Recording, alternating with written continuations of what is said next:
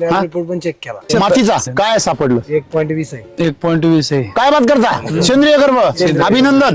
काय वाजलं पाहिजे टाळ्या. इथून पुढे शेतकऱ्याची इज्जत त्याच्या मातीच्या सेंद्रिय कर्बावरून करायची. तुला किती जमीन आहे हे नाही विचारायचं. तुझ्या जमिनीचा सेंद्रिय कर्ब जर 0.5 असेल, तू दलिंदर शेतकरी आहे. बाहेर कडक कपडे घालून हिंडायचं आणि जमिनीमध्ये मात्र एकाही गांडुळाचा तपास नाही. बाहेर त्याच्याला महामोर मित्र संध्याकाळी पार्टीला बसायला आणि शेतातला मित्र गायब झाले. अशा माणसाला शेतकरी म्हणणं म्हणजे शेतीचा कर्दन काळ आहे ना. मग तुमच्या जमिनीचा सेंद्रिय कर्ब नासून जो माणूस पैसे कमवतो तो पण दलिंदरच आहे. फक्त बॅलन्स बँकेत काय आणि मातीत काय.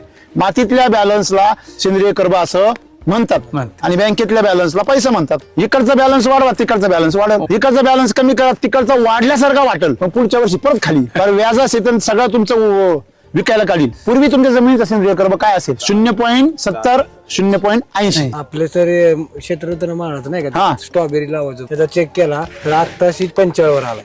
म्हणजे किती खराब असेल. तर आता एससी वैदिक वापरून आलाय. शेतकरी म्हणता का नाही का बाबा मी एससी वैदिक वापरतो, पण मला तर काय रिसल्ट. त्याचं कारण आहे इथं कुठल्याही प्रकारचं जादूटोणा नाहीये. संबंध आहे शास्त्राचा, स्कोअर कार्डचा. तुमचं प्रगतीपत्रक म्हणतो ना, प्रगती पुस्तक. आपण पालक आहे जर जमिनीचे, तर आपण आपलं स्कोअर कार्ड चेक केलं पाहिजे मातीचं.